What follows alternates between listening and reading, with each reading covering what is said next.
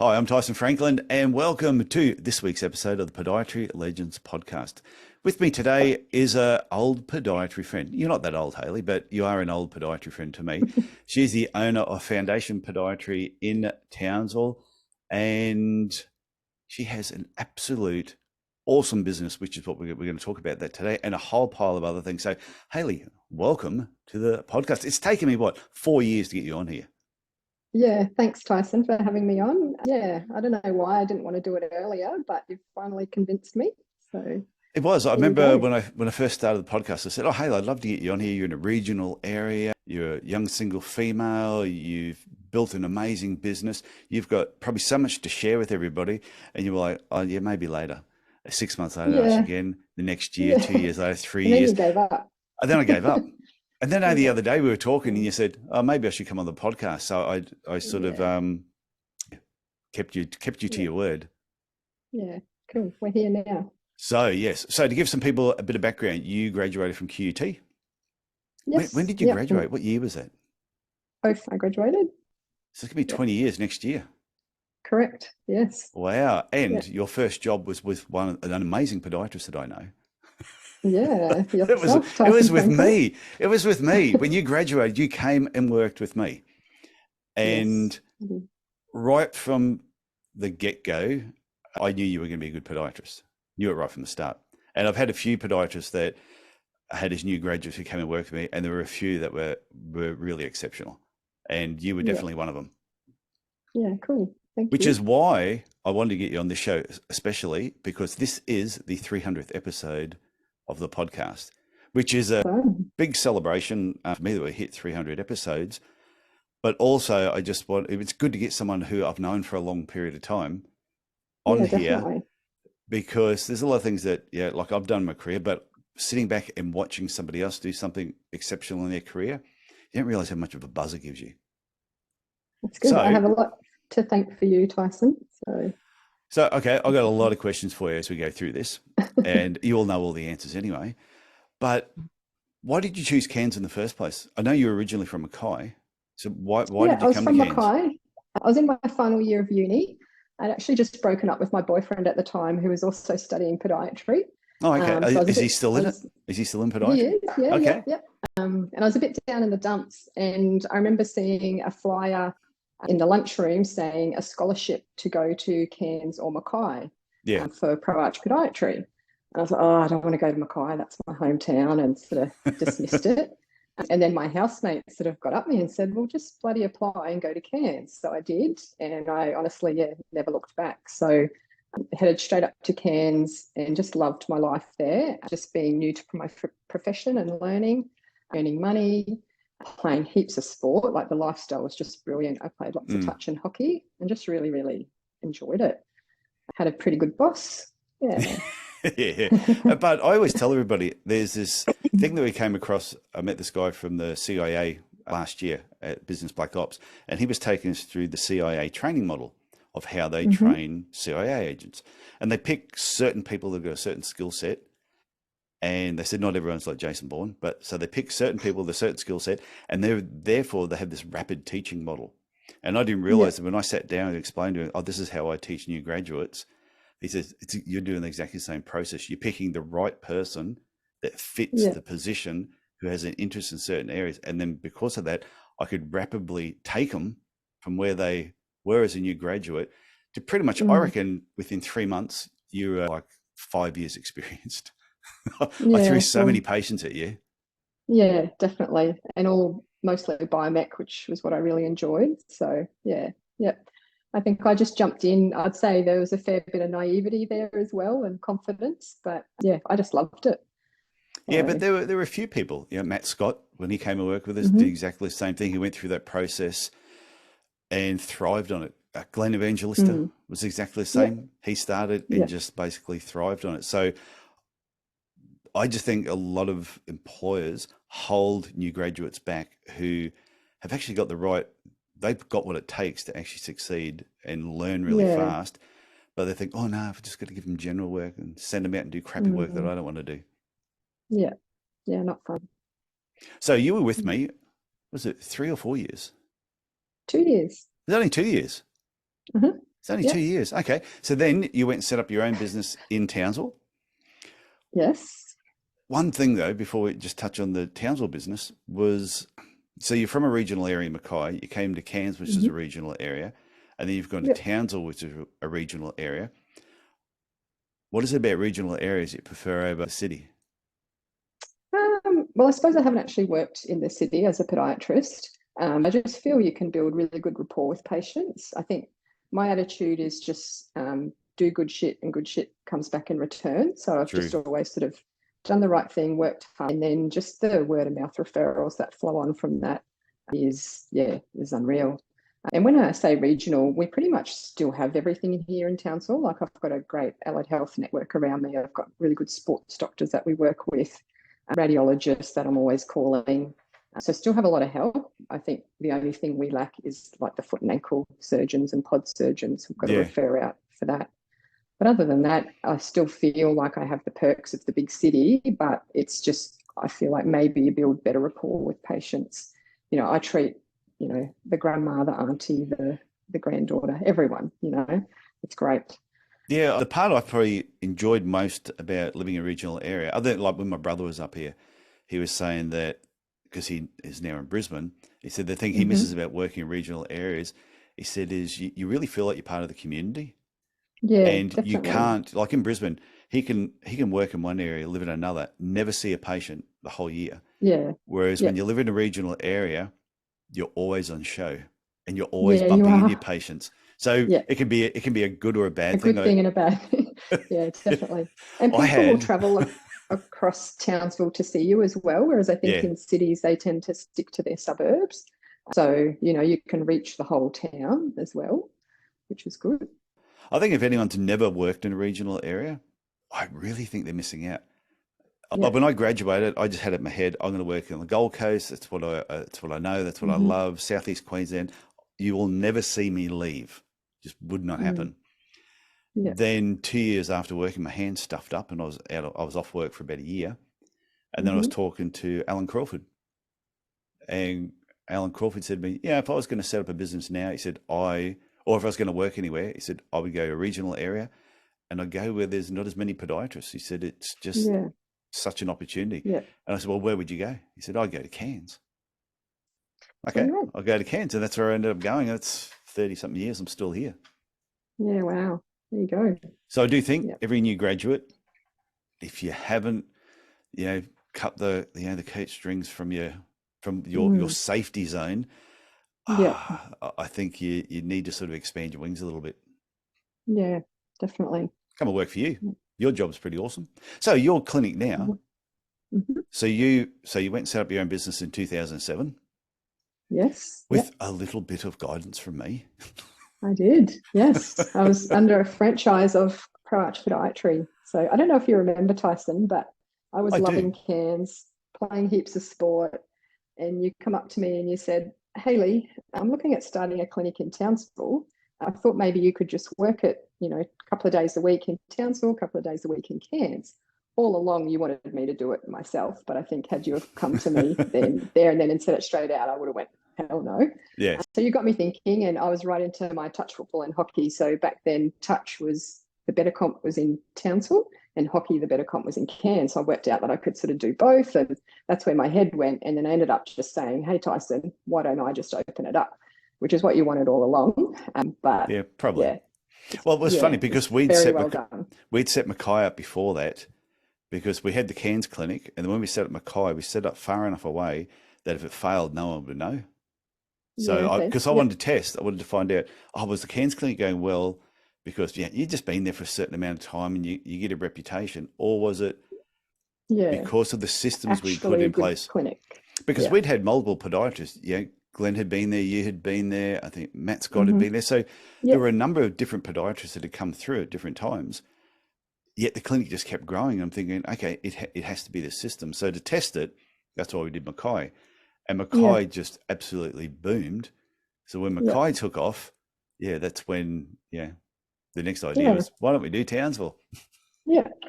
So I opened and I had, I had reception training manuals. I had guidelines around how much money I had to spend on marketing, and all of this help and confidence that if you're opening up on your own, you just don't have. And so I was put in really good stead right from day one, particularly just with systems in place. And then the clinic just sort of grew from there. And then I think maybe 2 years down the track, we were just sort of going in different directions. So we changed it from a franchise agreement to a license agreement. And then a few years later, you rang me up and said, I think it's about time you really do your own thing. And do your own thing. So that's when I changed from ProArch to Foundation Podiatry and went from there. Yeah, but there was a couple of other things that happened around then too. It was while I was away once, it might have been I was down in Townsville, and I was talking to my daughter on the phone, and she said to me, "Danny, why are you away all the time?" And it just cut me. And part of the reason of doing what I did was because you always say, "Oh, I'm doing this for my family." You think if you're doing it for your family, why are you away all the time? Why are you away? Yeah. And so that sort of, it was a few things. It was that, and I thought you had. I always felt my initial goal was, I thought, hey, let's set up a franchise business of podiatry, and we did a few of them, and it was great. Yeah. But as time went on, the further it went on, the more I didn't feel comfortable with the franchise or a particular model telling people how they should be treating their patients. Yeah. And you had a different interest in certain areas. Matt Scott had a different view on how to run the business. And I just went, I don't think it's fair to tell everyone this is how you should do it. You should have your own leeway. And that's sort of why I don't really believe in franchising in podiatry, even though I started it. Yeah. So I think I benefited really well because I got your help for 2 years and then I got out of it. But you've always been a mentor for me across, what's that, 19 years now? So almost 20. Years. Yeah, 17 as a business owner. Yeah. But it's like, I think it's when you said earlier on about just the pitfalls when you're opening up your own business.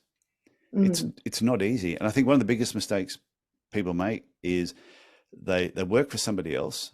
And if they've only ever worked for one person, the person didn't have a great business, then that's the model that they're going to copy. Yeah. Definitely. And then it's just a repeat of sometimes really average businesses. People go out and they model a crappy business. Yeah. Well, I was talking to someone recently and we were just talking about fees. What fees are charged. And I said, what gets really annoying is when podiatrists have it in their head when they say, oh, my won't pay whatever it is. And then in brackets, they put a bullshit excuse. And then they believe that, and then they get new graduates come and work for them, and they sort of pass that belief onto them. And then that podiatrist goes and sets up their own business, and they replicate exactly the same thing. And that's why I think anyone that's going to set up your own business, learn from the places that you've been, but just realize there's so much information out there. And even my own clinic, there's a lot of clinics that were as good or not, if not better than what my clinic was. So to me, it's just trying to learn from people that have done it before. Yeah, keep learning. Yeah, definitely. Like even yourself. So you had your clinic, you started in 2007. Yeah. And you did all aspects of podiatry then? Yes. So when we opened, it was all aspects of podiatry. Yeah. But right from the start, it was always a Biomech focus. So I didn't have any sort of wording on my website that we did toenails or nail surgery or anything like that. So right from the outset, new patients coming in was always sort of 70% bio, maybe 30% general. So it's always been that focus.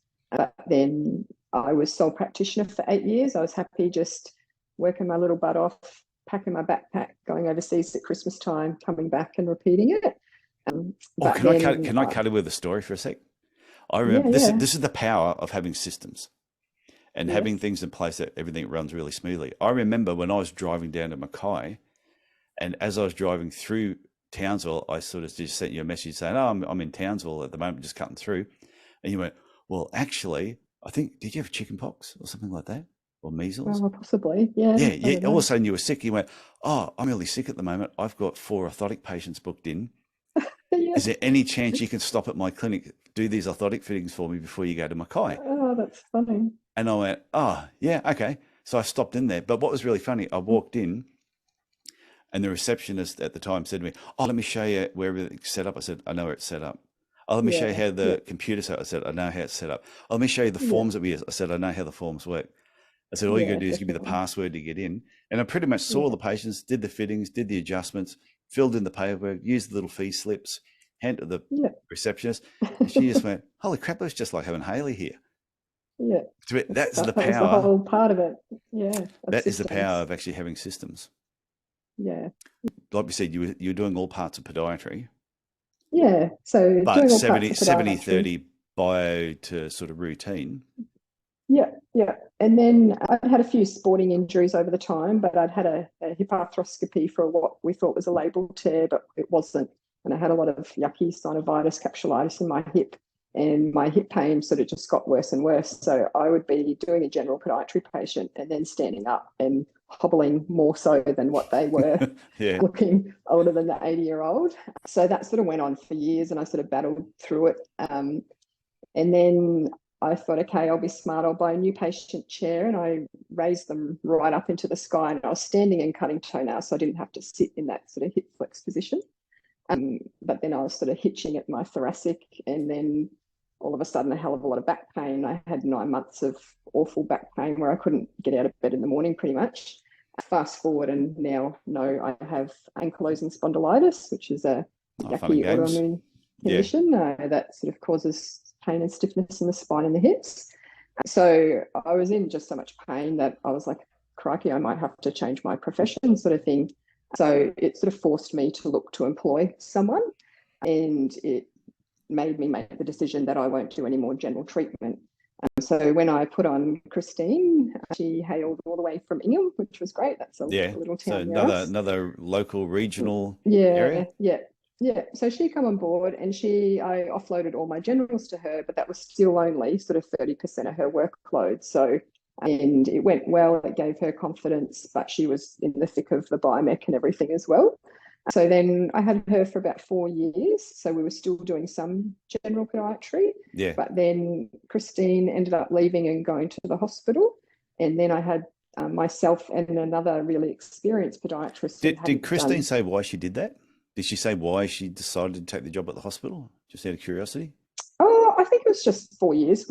She'd done 4 years with me. And I think she was always actually really good at general treatment. So I think I bit sort of annoyed at myself that maybe I downplayed that part of podiatry. Like, I appreciate how important it was, but because I didn't enjoy it, maybe I sort of reflected that on her. But she was actually really good at it, and she's doing great stuff at Queensland Health with doing a master's into diabetic stuff. So so she's sort of following what she really wants to do, which is good. And that's good though. I think that's an important thing. You've got to find, you don't have to enjoy every single part of podiatry. So I think you've got to find the aspects you do and do more of that and less of the stuff you don't want to do. Yeah. So it was myself and Dana, and we were both hadn't touched instruments for probably 7 years by then. So we just culled really quickly. I did a big mail out to the GPs and just said that we weren't doing any more general treatment, sold our autoclave, which was the best part, because then you can't do the treatment. we had that conversation before I press record. The easiest way not to see general patients is don't have any instruments and get rid of your autoclave. Yeah, definitely. How did your patients cope with that? Like, because I'm sure there's people listening to this that are going, oh, but that's fine for you, Hayley, but I don't think my patients, bullshit excuse, wouldn't actually accept that. Yeah. So when I first offloaded and I stopped doing it, that was quite an easy transition because they'd seen me in pain for a long time and they were happy for me not to do it. So that part was easy. And then when Christine left, I would say they generally took it on board. I think we most definitely would have lost patients. You can't really measure that. But overall, I feel like a lot of the patients that require the Biomech stuff, that's, Hayley is their podiatrist, and then they have their other podiatrist who does their general stuff, and it works really well for them. There's sort of no competition. And because right when we stopped doing the general treatment, a lady left Queensland Health and opened up her own clinic. So it just timed really well. She had capacity. Yeah. Well, you can't be everything for everybody. So like, especially at the moment when we're all just so busy, like as much as you want to be doing everything, you just can't. So to me, it's such a natural progression, I think, of your career. Having a professional clinic is you start your clinic, you see everything. Yeah, you'll see someone that's got one leg and a bit of a heartbeat. And then as your business grows, you start not seeing certain patients. You don't do home visits. You may not do nursing homes or hostels. And you never did that anyway, so you don't need to worry about that. No. But most clinics do when they're first up. They'll see anybody.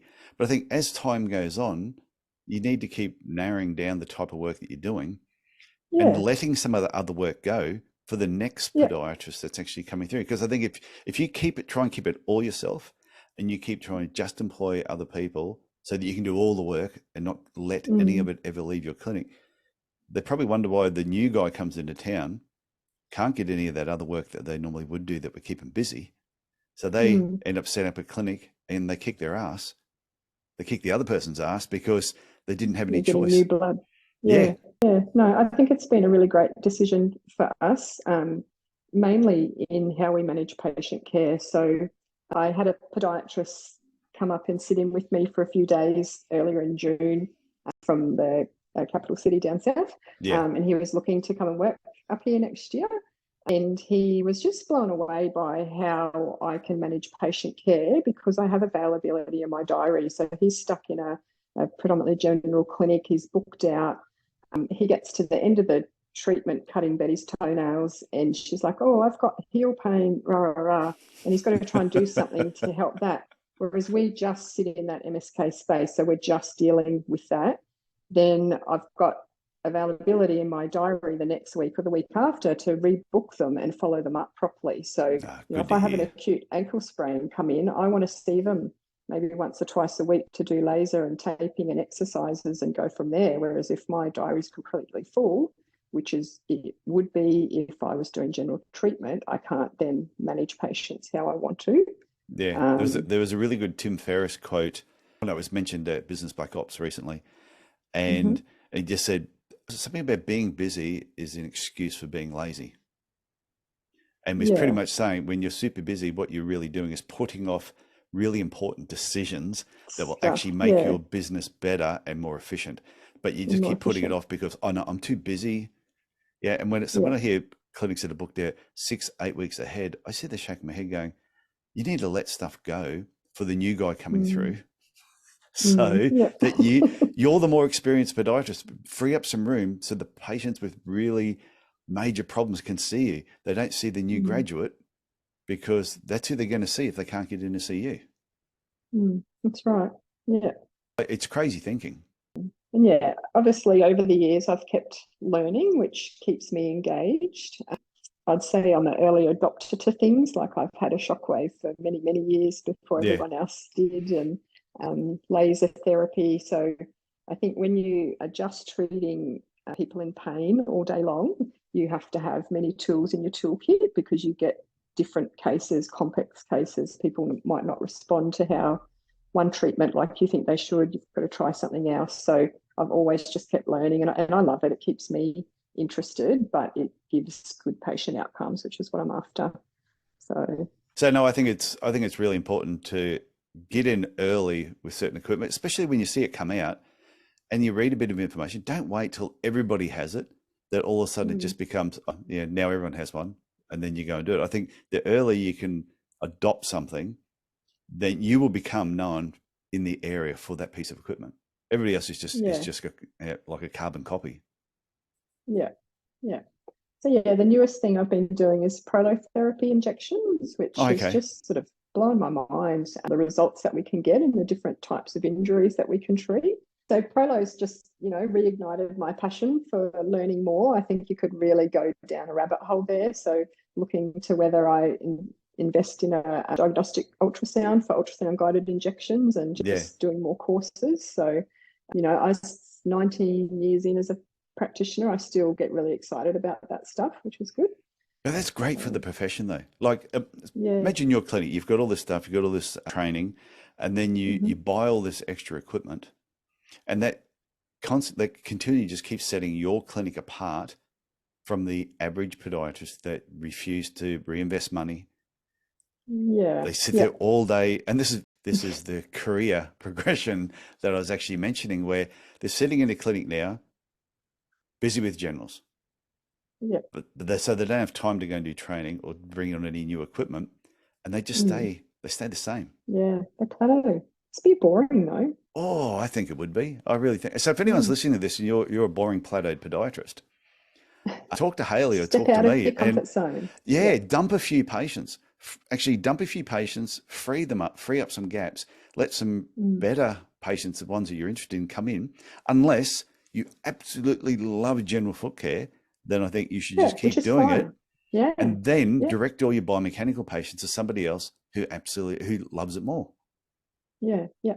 I think as well, though, when you do get good at what you do in your experience, it is to get out of your comfort zone to learn something new that you're starting from scratch is quite confronting. So a lot of people don't like to do that. You just got to be humble and give it a go. Yeah. So all in all, though, you are more of a practitioner or a clinician than a business owner, even though you have an exceptional business. Yeah, I still see myself more as a practitioner. So at the moment, I'm working 4 big clinical days and then 1 business day. So that's probably a bit more than what I'd like. But my heart still lies on the practitioner side. So I've never really sort of aspired to have a really big clinic. And I think that's because... You've done pretty well, though.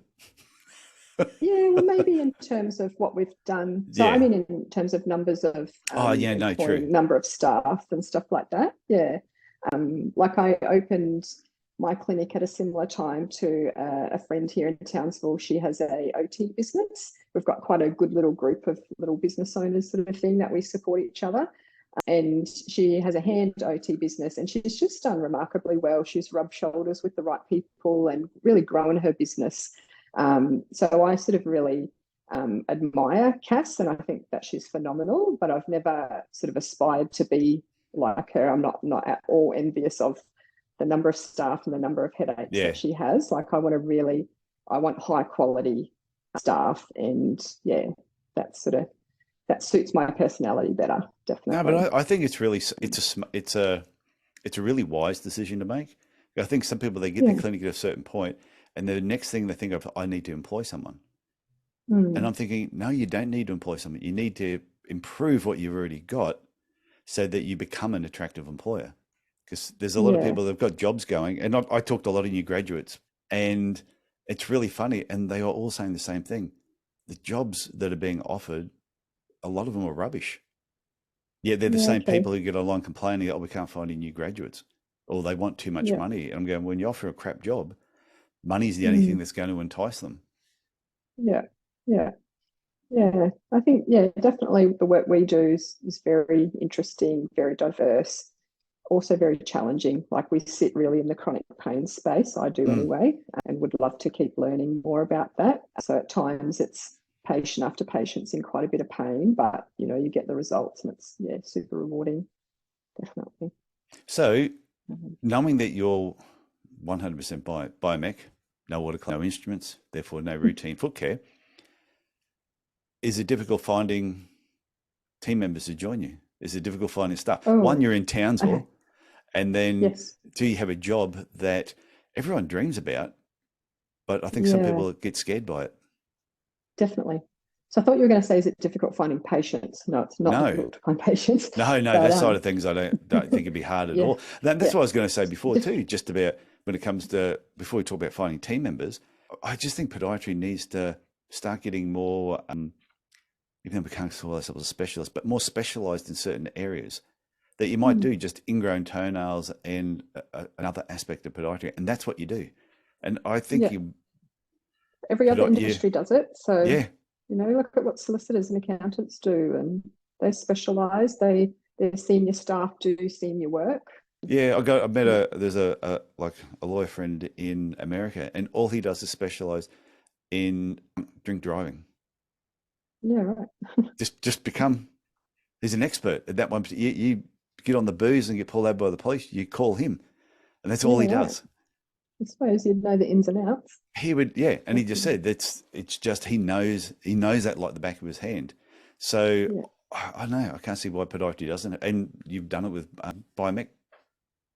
Yeah, definitely. So is it hard to find staff? I think my last 3 staff members I got because we were Biomechs. That was a draw card for them, most definitely.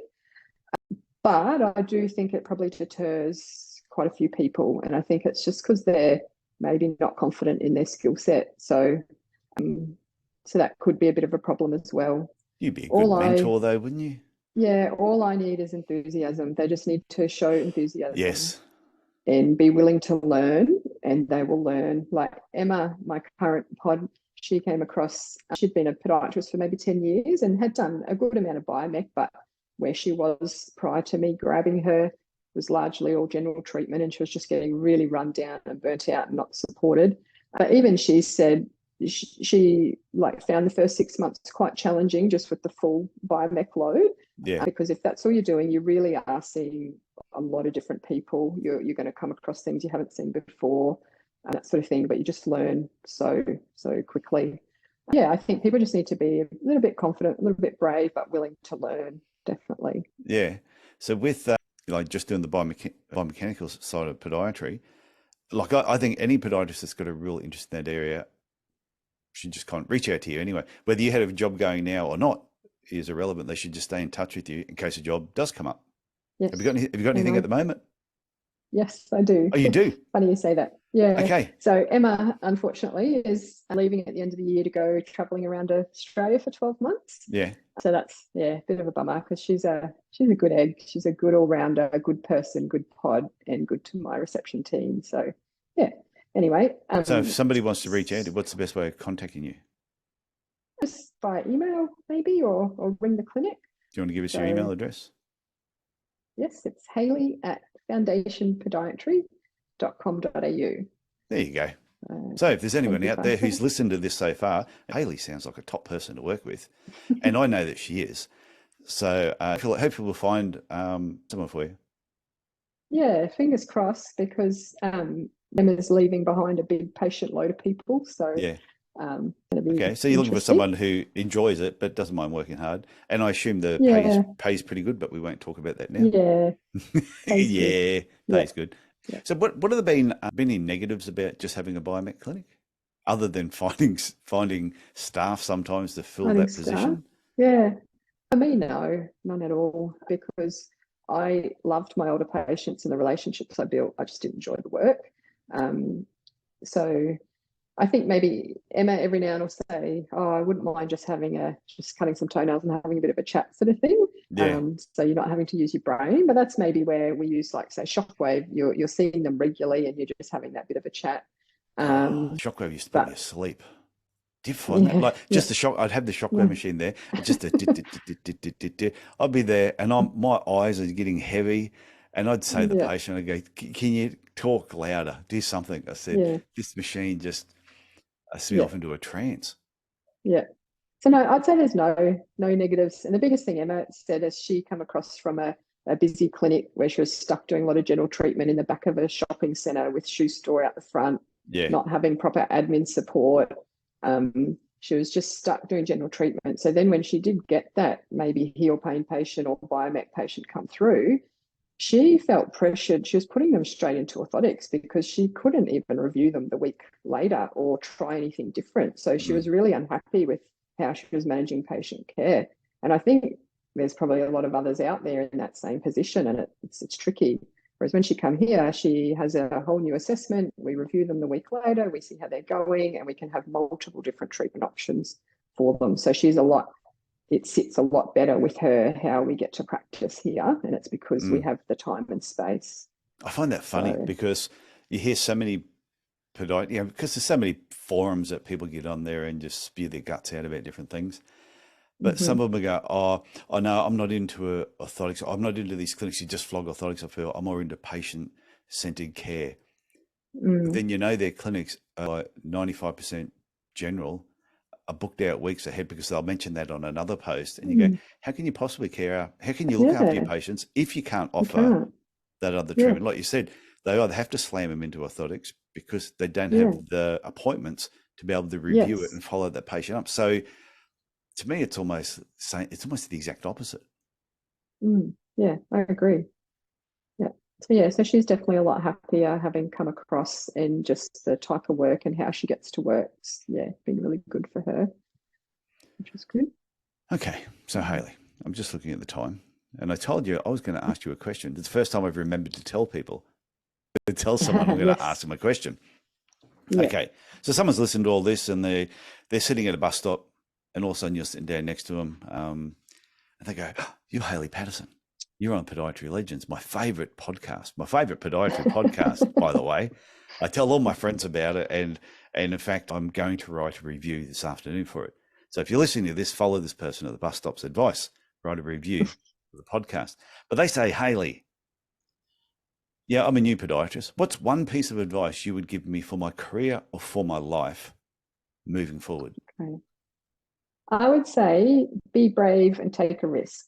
That's what I did when I moved up to Cairns, and I just haven't looked back. So, a lot of people, life's a bit tricky at the moment. Cost of living's huge. People are a bit scared to sort of stretch their wings. Just every now and then, you just got to take that opportunity and run with it. And, it could lead to some really cool stuff ahead. So be brave. Be brave. I like that. It's good. I always say that we will be on a holiday or a trip somewhere, something like that. And I'll look down the end of a street and I go, I wonder what's around the corner. And everyone might have been walking for an hour or so and they go, oh, let's turn around and go back. I said, yeah, but we don't know what's around that corner. I said, what if we get there and this is the most amazing thing that we missed out on and we head all the way back to Australia and we've missed it. And they go, oh, freaking hell, here we go again. Now, half the time you get around the corner and all you see is another corner. There's nothing. But I reckon 50% of the time you get around the corner and there's a shop, there's a cafe, there's a group of people, there's someone making or doing something that in the end, everyone goes, I'm so glad we went around that corner. Yeah. So I think taking that on board and being brave at the same time, be brave enough to walk up to the corner and go around it. Yeah, because there may be nothing there, but I tell you, if there is something there and you miss out on it, you're going to kick yourself. You don't want to live with regret.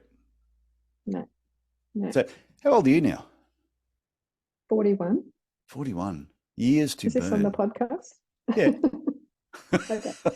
No, but I just think for 41, you've done so much, like over the 19 years that I've met you. I'm so glad I finally got you on here to actually talk about this. And anyone who's listening to this, knowing that Hayley is looking for somebody, if you love biomechanics and that just floats your boat, just reach out to Hayley, give her a call. Like I said, I've worked with you, so I know, and I've known you for 19 years, so I know you'd be really good to work with and you'd be a good mentor as well. Yep. Thank you. So you got any final words before we wrap up? No, not really. That's been, fun to have a chat with you. Okay, that's good. And thank you for being my guest for episode 300. And I want to remind everyone, like I said about that person at the bus stop, if you're enjoying this podcast, please go to Apple Podcast, whatever your favorite platform is, and leave a rating review. 5-star review, put a big smile on my face. But even a 1-star review, I find hilarious if somebody would do one. So if you think this podcast sucks, give me a 1-star review and tell me why. It'll be a good laugh. Okay, Hayley. So thanks for coming on, and I look forward to talking again very soon. Sounds good. Thanks, Tyson. Okay, bye.